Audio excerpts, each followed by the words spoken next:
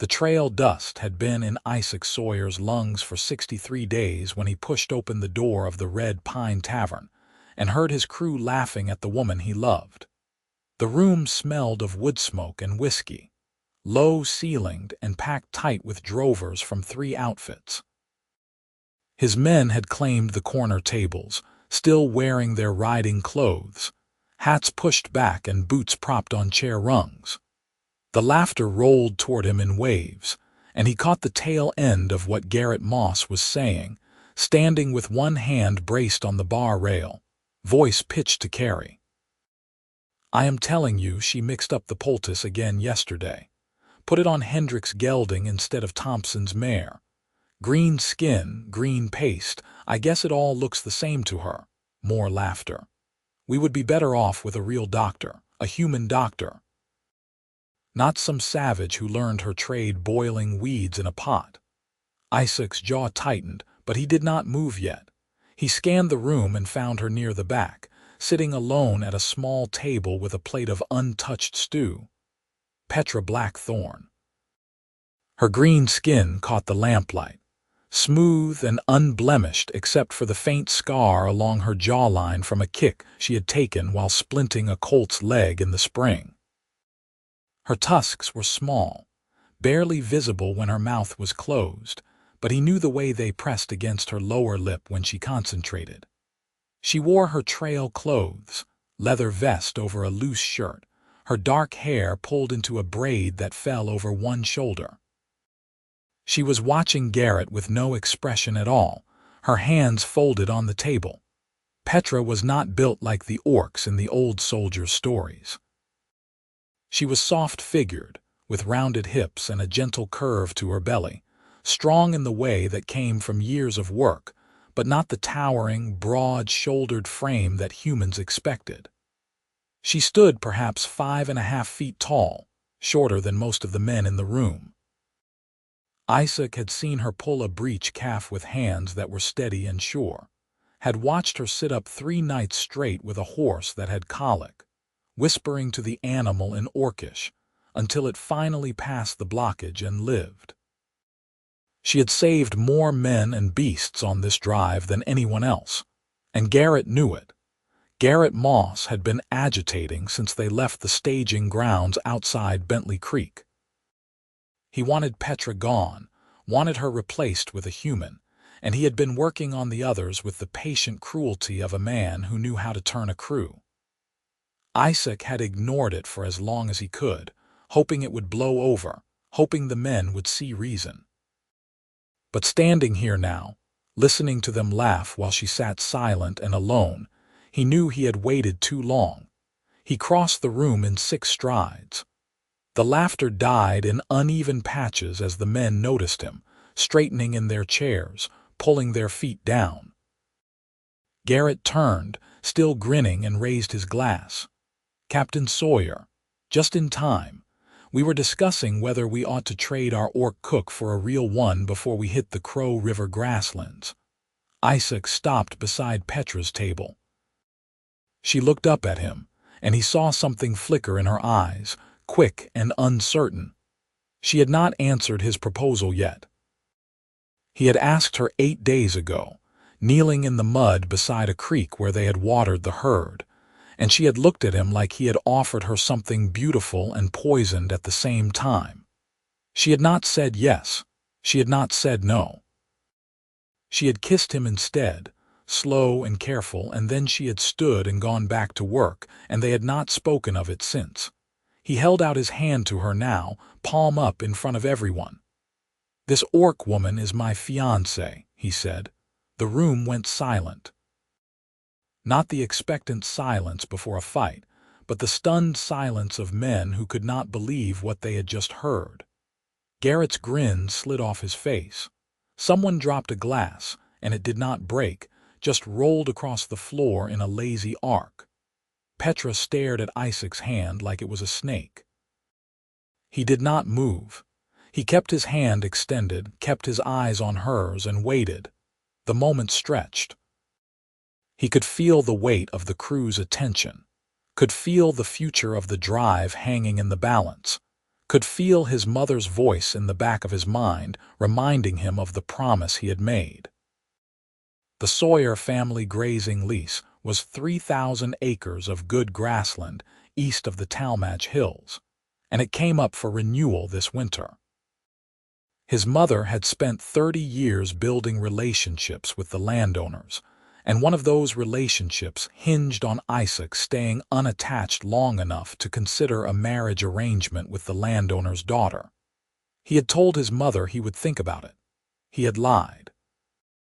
Petra's hand moved. She reached across the table and took his, her fingers warm and calloused, her grip firm.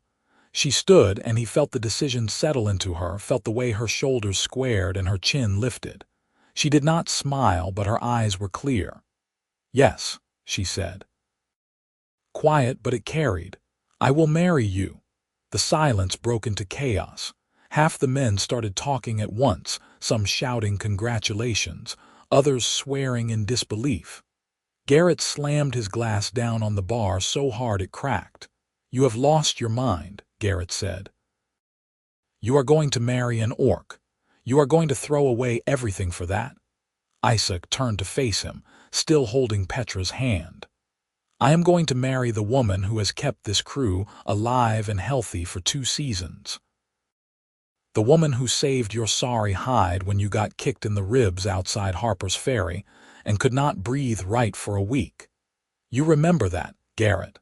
You remember who stitched you up and made sure you did not puncture a lung." Garrett's face darkened. "That does not change what she is." "No," Isaac said. "It does not.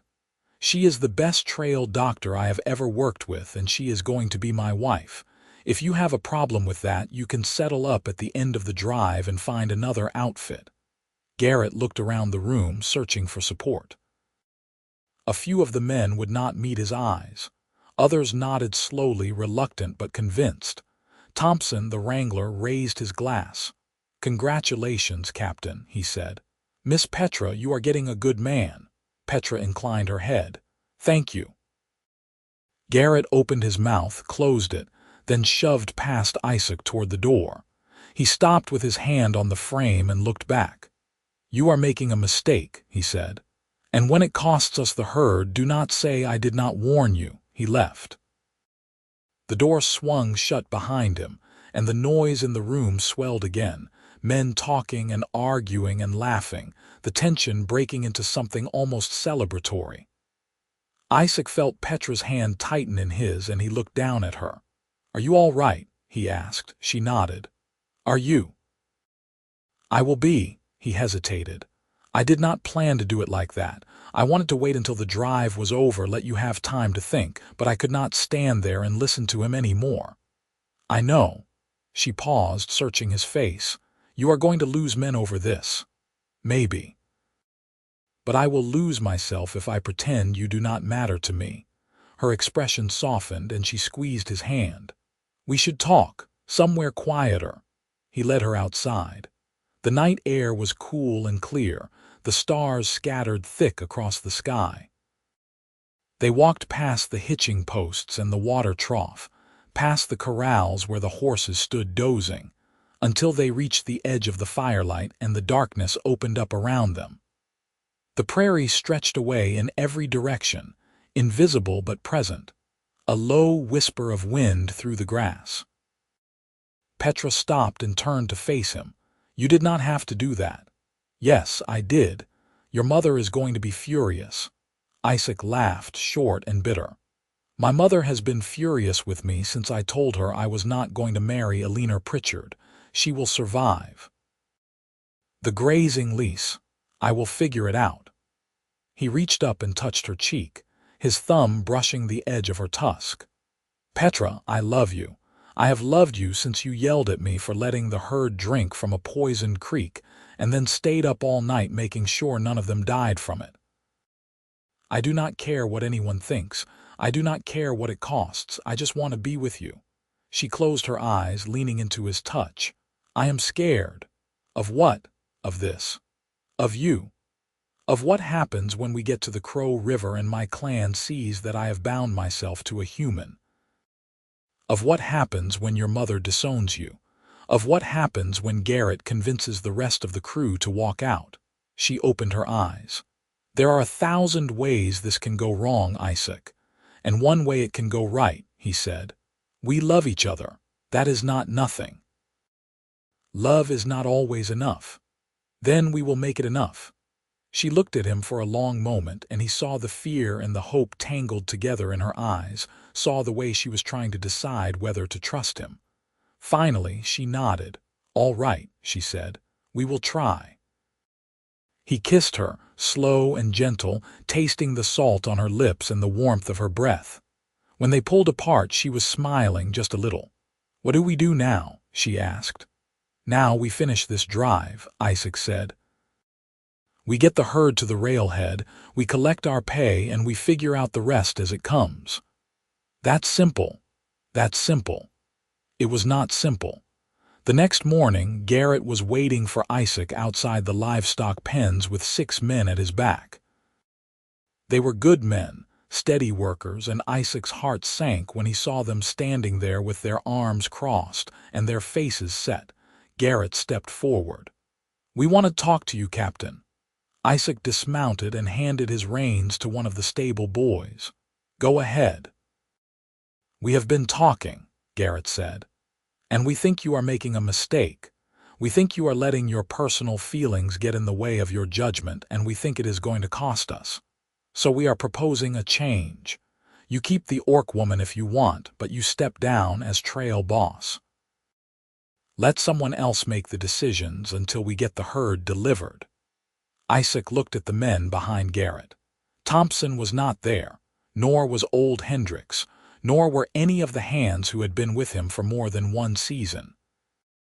These were the new men, the ones who had signed on in Bentley Creek and did not know him well, and the ones who had always been more loyal to Garrett than to anyone else. No, Isaac said. Garrett blinked. What? No, I am not stepping down.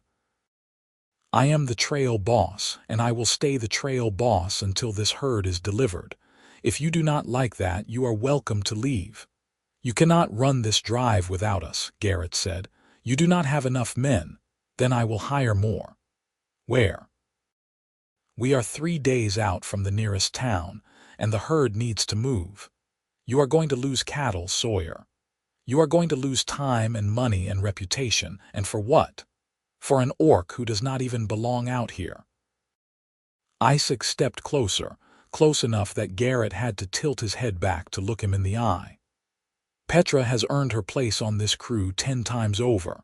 She has worked harder and longer than anyone else, and she has done it without complaint. If you cannot see that, then you are blind. And if you think I am going to let you bully her off this drive, you are a fool. Garrett's face flushed red. This is not about bullying. This is about what is best for the herd. No, Isaac said. This is about you not liking the fact that an orc is better at her job than you are at yours. And I am done listening to it. You have until noon to decide. Either you get back to work or you settle up and leave. Garrett stared at him, and for a moment Isaac thought he was going to take a swing. But then Garrett spat in the dirt and turned away, jerking his head at the men behind him. They followed him, muttering among themselves, and Isaac was left standing alone in the dusty yard with his heart pounding and his hands shaking. Petra found him an hour later, sitting on a fence rail near the corrals. She climbed up beside him without speaking, and they watched the herd together, the mass of cattle shifting and lowing in the pens, restless and ready to move. Garrett is going to cause trouble, she said finally. I know. You should let me go. Isaac turned to look at her. What? You should let me go, she repeated. I can find work somewhere else. You can finish the drive without me, and you will not have to deal with Garrett or the others. It would be easier. Easier is not better. Isaac, no. He took her hand. I am not letting you go. I meant what I said last night. I love you, and I am not going to let anyone drive you away. Not Garrett, not the crew, not anyone. She looked down at their joined hands. What if he is right? What if I am going to cost you everything? Then I will lose everything, Isaac said. And I will still have you, and that will be enough. She leaned her head against his shoulder, and they sat together in the morning sun, listening to the cattle and the wind and the distant shouts of the wranglers. At noon, Garrett and 3 of his men left. The other 3 stayed, shamefaced and quiet, and Isaac put them back to work without comment. The crew was down to 14 now, lean but manageable, and they moved the herd out the next morning under a sky that promised rain. The first week on the trail was hard. The cattle were skittish, the weather turned cold and wet, and the reduced crew meant longer hours and shorter tempers. Isaac rode point most days, guiding the herd through the broken country west of the red pine, while Petra worked the flanks with her medicine kit strapped to her saddle and her eyes always scanning for trouble. She found it often enough. A steer with a gashed leg, a horse with a cracked hoof, a drover with a fever that came on fast and mean. She handled all of it with the same calm efficiency, and slowly, grudgingly, the men who had stayed began to respect her for it. Thompson was the first to say it out loud. They were camped on the banks of a shallow creek, the herd bedded down for the night, and he came over to where Isaac and Petra were sitting by the fire. "Miss Petra," he said, pulling off his hat, "I wanted to thank you for what you did for my mare today. That hoof was in bad shape and you saved her. I appreciate it." Petra looked up at him, surprised. "You are welcome." Thompson nodded and walked away, and Isaac caught the small smile that tugged at the corner of Petra's mouth. "See," he said, "they are coming around." "Some of them," she said. "Not all. It is a start." The country changed as they moved west. The rolling grasslands gave way to rougher terrain, gullies and ridges cut by ancient rivers, and the grass grew thinner and drier. Water became harder to find, and the cattle began to lose weight. Isaac pushed them hard, knowing they needed to reach the Crow River grasslands before the herd weakened too much, but the pace took its toll. Men and animals alike grew tired and strained, and the tension in the camp built like a gathering storm.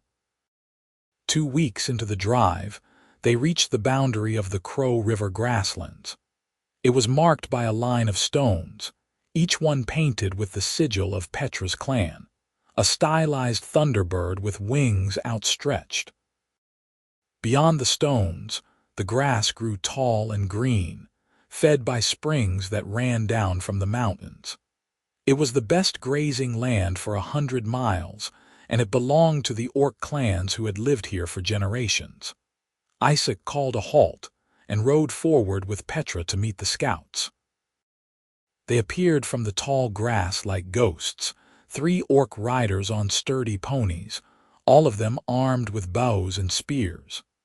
The lead rider was an older woman, her green skin weathered and scarred, her tusks filed to sharp points. She looked at Petra and then at Isaac, and her expression was unreadable. "Petra Blackthorne," the woman said. "You return." "I return, grandmother," Petra said, using the formal term of respect. "I bring a herd and a request for passage." The woman's eyes flicked to Isaac. "And you bring a human." "I bring my fiancée," Petra said. Her voice was steady, but Isaac heard the tension underneath. "Isaac Sawyer, trail boss. We are moving 1,000 head to the railhead at Copper Flats. We need water and passage through the grasslands." The woman was silent for a long moment. Then she dismounted and walked forward, stopping a few feet from Petra. "You have bound yourself to a human." "I have." "Your mother will not be pleased." "I know." The woman studied Petra, and then she turned to Isaac. "You, human, do you know what you have done?" Isaac met her eyes. "I have asked the woman I love to marry me, and she said yes. Do you know what that means, for her clan?" "I know it will not be easy," Isaac said, "but I will do everything I can to make it work." The woman snorted. "Pretty words, we will see if they are enough." She turned back to Petra. "Bring your herd. We will grant passage, but you will answer to the council when we reach the main camp." Petra bowed her head. "Thank you, grandmother." The woman mounted her pony and rode away, the other scouts following. Isaac let out a breath he had not realized he was holding. "That went well," he said. Petra gave him a look. "That was the easy part." She was right. The herd moved onto the grasslands, and the orc scouts kept pace with them, silent and watchful. The grass was good, the water plentiful, and the cattle fattened quickly, but the presence of the orc riders made the crew nervous. Men who had begun to accept Petra as part of the outfit now looked at her with new suspicion, wondering whose side she was on, and the old tensions resurfaced. It came to a head at the first water stop.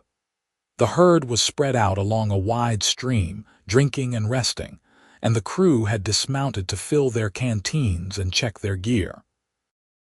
Isaac was talking to Hendricks about the condition of the remuda when he heard shouting from the far side of the stream. He ran, splashing through the shallow water, and found two of the drovers squared off against one of the orc scouts. The scout was a young male, barely older than Isaac, and he had his spear raised. One of the drovers, a man named Curtis, had a knife in his hand. "What is going on here?" Isaac demanded. "This orc tried to steal from the supply wagon," Curtis said. "I caught him red-handed." The scout shook his head, his tusks flashing as he spoke in heavily accented Common. "I take nothing, I look only." "He is lying," Curtis said. "I saw him reach for the medical kit." Isaac looked at the scout. "Why were you near the wagon?" The scout hesitated, then pointed at Petra, who had just arrived. "She asked me. She say kit needs herb, I bring herb." Petra stepped forward. "That is true. I asked him to bring me some silver leaf. It grows in the grasslands here, and I needed it to replenish the supplies." Curtis turned on her. "And you did not think to tell anyone? You just sent an orc into our camp to go through our things." "He was not going through our things," Petra said. "He was helping me do my job." "Your job?" Curtis's face twisted. "Your job is to help us, not them. Or have you forgotten which side you are on?" Isaac stepped between them. "That is enough." Curtis put the knife away. "Petra, next time let me know if you need something from the orc scouts. We need to keep things clear so there are no misunderstandings." Curtis sheathed his knife, but his eyes were angry. The scout lowered his spear and backed away, melting into the grass. Petra looked at Isaac, and he saw the hurt in her eyes.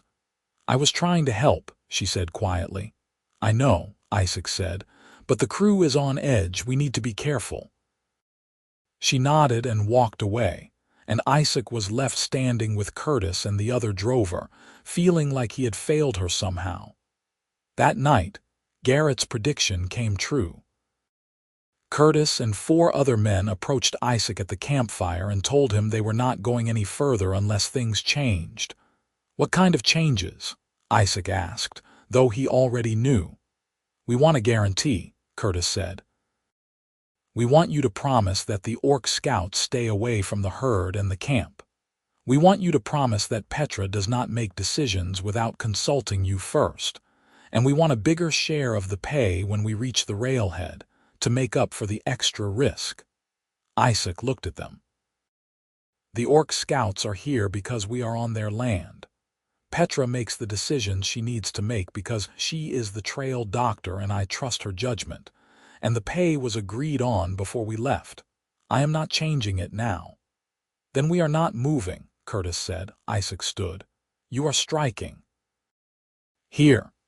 In the middle of the grasslands, with 1,000 head of cattle that need to reach the railhead in 3 weeks, we are standing up for ourselves," Curtis said. "You have made it clear that you care more about your orc woman than you do about the crew. So we are making it clear that we will not be pushed around." Isaac felt his temper flare, but he kept his voice level. "If you walk out now, you are breaking your contract. You will not get a penny, and I will make sure every trail boss from here to the Talmadge Hills knows you are not reliable." Curtis shrugged. "That is a risk we are willing to take." Isaac looked at the other men. They would not meet his eyes, but they did not back down either. He realized with a sinking feeling that he had lost them, and there was nothing he could say that would bring them back. "Fine," he said. "Stay here if you want, but do not get in the way." He walked away, his mind racing. Without those 5 men, he had 9 drovers left, and that was not enough to move 1,000 head safely. He needed help, and he needed it fast. He found Petra near the remuda, checking a horse's leg by lantern light. She looked up when he approached, and he saw the worry in her face. "How bad is it?" she asked. "Bad," he said. "Curtis and 4 others are refusing to work. I do not have enough men to move the herd." She straightened. "What are you going to do?" "I need to talk to your clan," Isaac said. "I need to ask them for help." Petra's eyes widened. "Isaac, they will not help you, not for free, I know, but it is the only option I have left." She was quiet for a moment, and then she nodded. "I will take you to the council, but you need to understand they will want something in return, and it will not be easy." "I am ready." She studied his face, and then she took his hand. "All right, we will go at first light." The orc camp was 3 miles south, hidden in a fold of the grasslands where a spring fed a grove of cottonwood trees.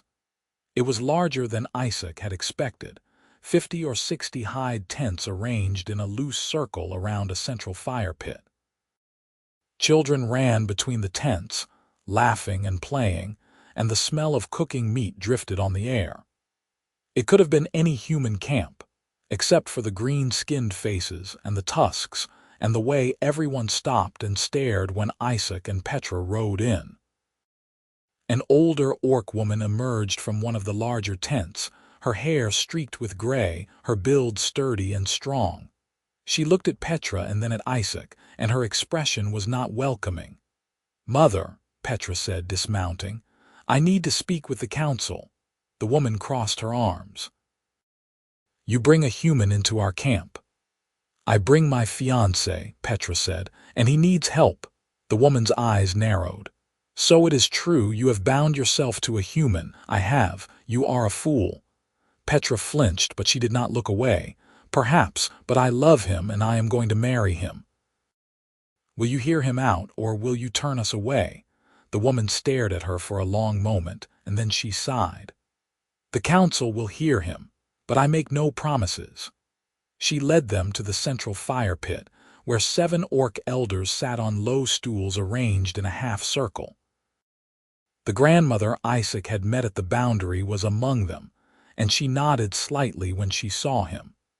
The others watched him with expressions ranging from curiosity to suspicion. The elder in the center, a broad-shouldered male with scars crisscrossing his arms, gestured for Isaac to step forward. "Speak, human," he said. Isaac took a breath. "My name is Isaac Sawyer. I am the trail boss for a herd of 1,000 cattle moving to the railhead at Copper Flats. I have lost men to a labor dispute, and I do not have enough hands to move the herd safely. I am asking for your help. I need riders, experienced riders who can work cattle, and I need them for the next 3 weeks." The elder leaned back. "And what do you offer in return?" "Payment," Isaac said. "Standard drover wages, same as my crew, and a share of the profits when the herd is sold." The elder shook his head. "We do not need your money." Isaac hesitated. "Then what do you need?" The elder looked at Petra's mother and she spoke. "We need grazing rights. Your family holds a lease on land east of the Talmadge Hills. Good land that borders our hunting grounds. We have been trying to negotiate access for years, but your mother refuses to discuss it. If you can guarantee us grazing rights for our herds, we will give you the riders you need." Isaac's heart sank. The grazing lease was the one thing his mother valued above everything else, the foundation of the family's livelihood. If he promised it to the orc clan, he would be cutting ties with his mother forever. But if he did not, the herd would fail, and he would lose everything anyway. He looked at Petra. She was watching him with wide eyes, and he could see that she had not expected this. He thought about the promise he had made to his mother, the promise to protect the family's interests. He thought about the herd, the cattle that depended on him to get them to the railhead. And he thought about Petra, the woman he loved, standing beside him in the camp of her people, waiting to see what he would choose. He turned back to the council. "I can guarantee you grazing rights. My mother holds the lease, but I am her heir. When the lease comes up for renewal this winter, I will negotiate a contract that gives your clan access to the eastern pastures. You have my word." The elder studied him. "Your word? And why should we trust the word of a human?" "Because I am going to marry Petra Blackthorne," Isaac said. "And when I do, I will be bound to your clan by blood and by honor. I will not betray that." The council members looked at each other. The grandmother spoke. "He speaks well. And Petra has always been honest, I believe him." The elder nodded slowly. "Very well, we will give you 20 riders. They will work under your command until the herd reaches the railhead. And in return, you will negotiate grazing rights when the lease is renewed." Isaac bowed his head. "Thank you." The elder stood. "Do not thank us yet. If you fail to keep your word, you will answer to this council. And the price will be high." Isaac met his eyes. "I understand." The next morning, 20 orc riders joined the drive. They were experienced and capable, moving through the herd with the ease of people who had been working cattle all their lives. The human drovers watched them warily at first, but as the days passed and the herd moved smoothly across the grasslands, the tension began to ease. The orc riders did not speak much, but they worked hard and they did not complain. Curtis and his group watched from the edge of the camp, sullen and idle. Isaac ignored them. He had more important things to worry about. The herd made good time across the Crow River grasslands, fattening on the rich grass and moving steadily toward the railhead. Petra worked alongside the orc riders, translating when necessary and helping to coordinate the effort. Isaac saw the way she relaxed around her people, the way her shoulders lost some of their tension, and her smiles came easier. It made him happy to see her like that, and it made him more determined than ever to make this work. 3 days before they reached the railhead, Garrett returned. He rode into camp at dusk with a smug expression and a group of 6 men at his back, all of them armed. Isaac met him at the edge of the firelight. "What do you want, Garrett?" Garrett dismounted. "I want what is owed to me. I worked for you for 2 seasons and I am not leaving without my pay." "You left the drive," Isaac said. "You broke your contract. You are not getting paid." Garrett's smile widened. "I did not break my contract. I left because you made the working conditions unbearable. That is different, and I brought witnesses." He gestured to the men behind him.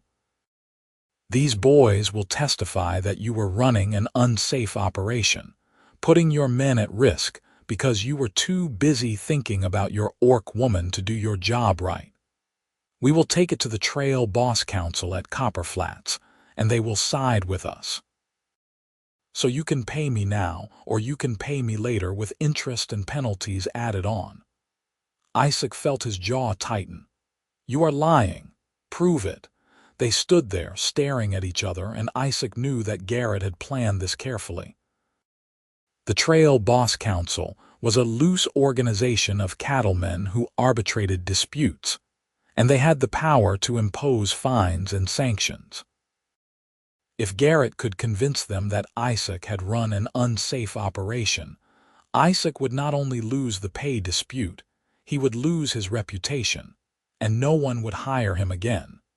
But before Isaac could respond, one of the orc riders stepped forward.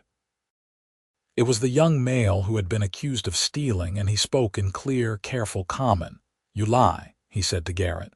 "Captain Sawyer run good drive, safe drive, we see. We work with him. You leave because you hate orcs, not because drive unsafe." Garrett turned on him. Stay out of this, Greenskin. This is between humans. The orc rider did not flinch. No, this between truth and lies. We tell truth. You tell lies. Another orc rider stepped forward and then another, until all 20 of them were standing behind Isaac. Petra moved to his side and he felt her hand slip into his. Garrett looked at them, and for the first time, Isaac saw uncertainty flicker across his face. You think an orc's word means anything to the Trail Boss Council, Garrett said. They will laugh you out of the room. Maybe, Isaac said. But they will listen to Thompson and Hendricks and the rest of my crew. And they will listen to the fact that I delivered 1,000 head with the help of orc riders when you said it could not be done. So go ahead, Garrett. Take it to the council. See how it goes. Garrett stared at him and then he spat in the dirt. You are going to regret this, Sawyer. I already regret hiring you, Isaac said. Now get off my land. Garrett and his men rode away, and Isaac let out a breath he had not realized he was holding. Petra squeezed his hand. That was close, she said. Too close, Isaac agreed. But we are almost there. The herd reached Copper Flats 2 days later, dusty and tired but intact. The railhead was a sprawling town of stockyards and pens, saloons and boarding houses, all of it built around the railway line that stretched east toward the cities. Isaac sold the herd for a good price, better than he had hoped, and he paid out the crew and the orc riders with a bonus for each of them. Garrett showed up at the stockyard office while Isaac was settling the accounts, but the Trail Boss Council ruled against him after hearing testimony from Thompson and 3 of the orc riders. Garrett was ordered to leave town, and Isaac watched him ride away with a sense of grim satisfaction. The orc riders prepared to leave the next morning, and the young male who had spoken up for Isaac approached him in the stockyard. You are good man, Captain Sawyer, he said. You keep your word. We tell council. They will remember. Isaac shook his hand. Thank you. You saved my reputation back there. The rider grinned, his tusks flashing. You save Petra. We save you. Fair trade. He rode away, and Isaac turned to find Petra watching him from the fence rail. She had changed into a clean shirt and braided her hair, and she looked beautiful in the morning light. What happens now? She asked. Isaac walked over and took her hands. Now we go to the Mountain Autumn Fair. Your mother said the council wants to hold the wedding there, with the clan as witnesses. And my mother will be there, because I sent her a letter 3 weeks ago telling her what I was going to do. Petra's eyes widened. You told her. I told her I was in love with you and I was going to marry you, and I was going to negotiate grazing rights for your clan. And I told her that if she could not accept that, I would understand, but I was doing it anyway. And what did she say? Isaac smiled. I do not know. I have not heard back yet, but I will find out soon enough. The Mountain Autumn Fair was held in a wide meadow at the foot of the Talmadge Hills, a gathering place for orc clans and human settlers who traded goods and celebrated the harvest. There were tents and wagons, livestock pens and market stalls, musicians and dancers, and the smell of roasting meat and fresh bread filled the air. Isaac's mother was waiting for him near the entrance, a tall woman with graying hair and sharp eyes. She looked at Petra and then at Isaac, and her expression was unreadable. Mother, Isaac said, this is Petra Blackthorne, my fiancée. His mother studied Petra for a long moment, and then she held out her hand. I am Margaret Sawyer. It is a pleasure to meet you. Petra took her hand, surprised. The pleasure is mine, Mrs. Sawyer. Margaret turned to Isaac. I received your letter, and I have been thinking about what you said. Isaac braced himself. And I think you are right, Margaret said. The grazing lease is important, but it is not worth losing my son over. I spoke with the landowner and we worked out a new arrangement. The lease will be renewed, and your orc clan will have access to the eastern pastures. It is a fair deal and everyone benefits." Isaac stared at her. "You did that?" Margaret smiled just a little. "I did. I am not happy about the way you handled this, Isaac. You should have talked to me first, but I am proud of you for standing up for what you believe in, and I am willing to give your bride a chance." Petra's eyes filled with tears and she looked at Isaac. He pulled her into his arms, holding her tight, and whispered, "I told you it would work out." The wedding was held that evening under a sky full of stars. The Orc Council presided, and Petra's mother stood as witness, along with Margaret Sawyer and the crew from the drive. Petra wore a dress of soft green wool, embroidered with silver thread, and Isaac wore his best suit, the one he had been saving for a special occasion. They spoke their vows in front of everyone, promising to love and honor each other, to stand together through whatever came, and to build a life that bridged the divide between their two peoples. When they kissed, the crowd erupted into cheers and applause, and Isaac felt like his heart might burst from happiness. The celebration lasted late into the night, with music and dancing and more food than Isaac had seen in months. He danced with Petra under the stars, her hand warm in his, her smile brighter than the firelight. At one point, Margaret pulled him aside and handed him a rolled parchment. "This is the grazing lease," she said. "I had it updated to include the agreement with Petra's clan. It is yours now. Take care of it and take care of her." Isaac took the parchment, his throat tight. "Thank you, Mother." Margaret patted his cheek. "You are a good man, Isaac. Your father would be proud." She walked away, and Isaac stood there holding the lease, feeling the weight of it and the promise it represented. He looked across the fire and saw Petra talking with her mother, both of them smiling, and he knew that he had made the right choice.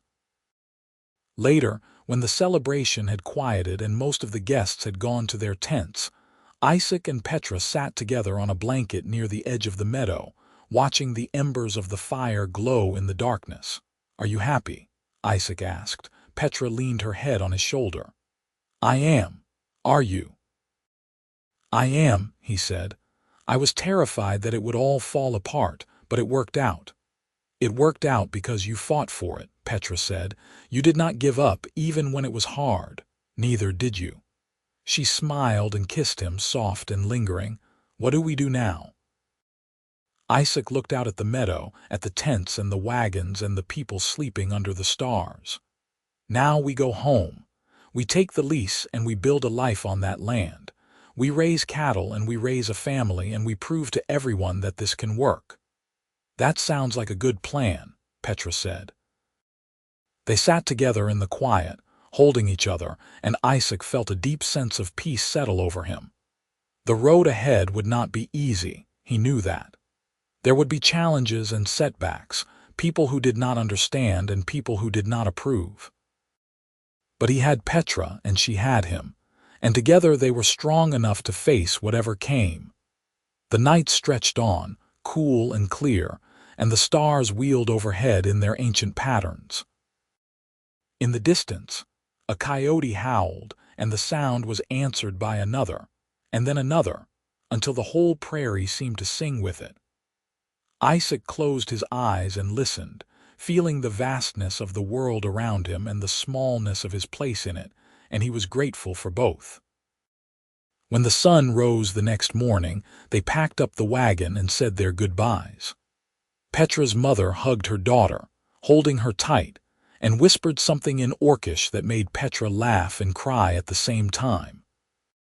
Margaret Sawyer shook Petra's hand again and told her that she was welcome to visit any time, and that she was looking forward to getting to know her better.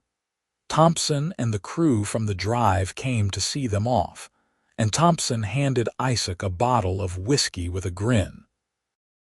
"For the road, Captain," he said, "and congratulations. You two deserve each other." Isaac thanked him and shook his hand, and then he and Petra climbed onto the wagon and started the long journey home. The land east of the Talmadge Hills was as beautiful as Isaac remembered. Rolling grasslands dotted with groves of oak and cottonwood, creeks that ran clear and cold, and sky that seemed to go on forever. The house was small and weathered, but it was solid, and it sat on a rise overlooking the pastures where the cattle would graze. They spent the first few weeks cleaning and repairing, making the house livable again. Petra planted a garden, and Isaac rode the property lines, checking fences and water sources. In the evenings, they sat on the porch and watched the sun set over the hills, and they talked about the future. The Orc clan sent a delegation to finalize the grazing agreement, and Isaac and Petra hosted them for 3 days, negotiating the details and sharing meals. It was strange at first, having orcs and humans sitting at the same table, but by the end of the visit, everyone was laughing and trading stories, and Isaac knew that they had built something real. The first winter was hard. Snow came early and stayed late, and the cattle needed constant care to survive.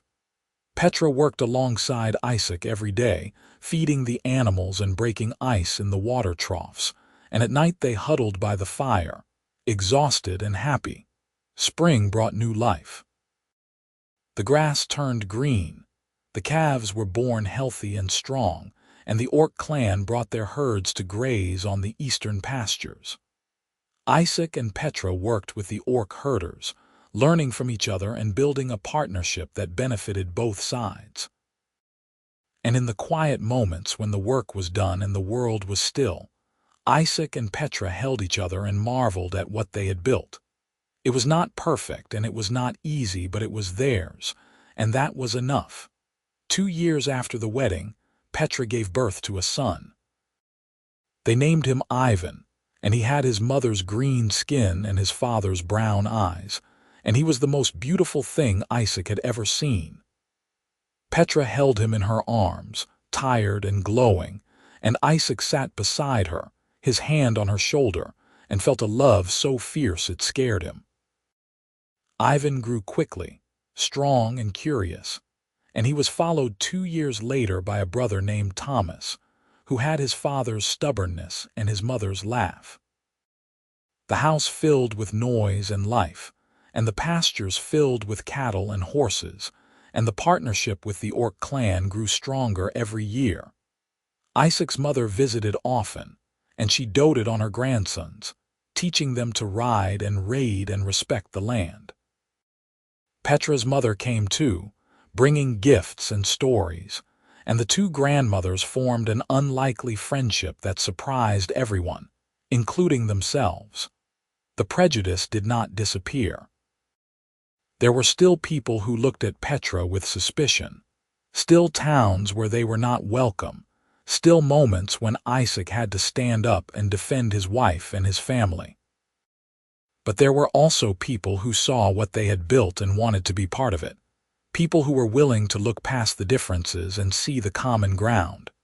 And slowly, one family at a time, the world began to change. Years passed. Ivan and Thomas grew into young men, strong and capable, working the ranch alongside their parents. Isaac's hair turned gray, and Petra's face showed the lines of a life well lived, but their love never faded. They still sat on the porch in the evenings, watching the sun set over the hills, and they still held hands like they had that first night in the tavern, when Isaac had stood up in front of everyone and claimed her as his own. On the 20th anniversary of their wedding, they returned to the mountain autumn fair.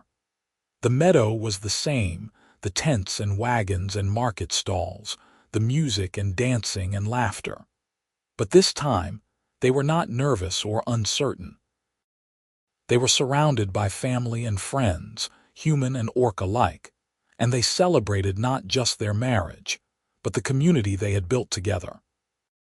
That night, as the fire burned low and the stars came out, Isaac and Petra danced together one more time, their bodies moving in the familiar rhythms, their hearts beating in sync. and when the music stopped and the crowd drifted away, they stood together under the stars, holding each other, and Isaac whispered the same words he had spoken 20 years ago. "I love you." Petra smiled and kissed him. "I love you too," and that was all that mattered. The world could be hard and cruel, full of prejudice and fear, but here, in this moment, with the woman he loved in his arms, Isaac knew that they had won. They had built a life together, against all odds, and they had proven that love could conquer anything. The fire crackled and popped, sending sparks up into the night sky, and the stars wheeled overhead in their ancient patterns. And Isaac and Petra held each other and knew that they were home,